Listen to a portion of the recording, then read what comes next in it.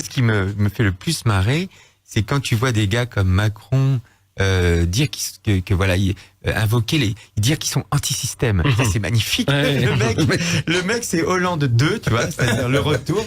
Le gars, le fils spirituel d'Hollande, qui a jamais osé avouer que c'était un social-libéral, la pire espèce, et là, qui a transmis en plus son fils spirituel, Macron, qui va continuer l'œuvre je veux dire, de soumission à la plutocratie organisée par les sociolibéraux, etc. Sur le thème de on est anti-système. Non, mais c'est ça qui est dingue. C'est-à-dire que là maintenant on est. Ils vont tous sur l'anti-système. Alors les gars, c'est les purs produits du système.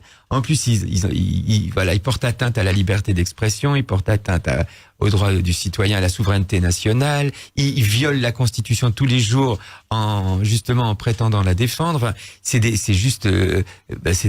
gangsters, quoi. C'est des gangsters idéologiques, des gangsters philosophiques, des gangsters tout court. Et ces gars-là, en plus, ils vont utiliser tous les thèmes, en fait, qui sont ceux des gens qui se révoltent contre eux, en fait.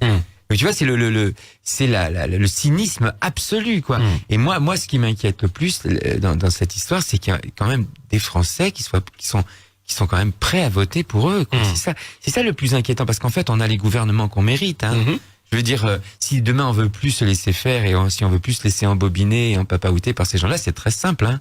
Là, aux prochaines législatives, il suffit de systématiquement de ne pas voter pour un candidat du système, justement, c'est-à-dire des partis institutionnels, et de voter pour le candidat qui ne provient pas des partis institutionnels. Et là, le système s'arrête. Le système qu'il conteste, il y en aura plus, parce que le peuple aura reconquis sa souveraineté, il aura repris sa Bastille et il aura créé les conditions pour un changement de paradigme et pour qu'on puisse redémarrer à zéro. Mais le problème, c'est que il faut qu'il le fasse, ça, le peuple. C'est très facile pour lui, il suffit de mettre un bulletin dans l'urne.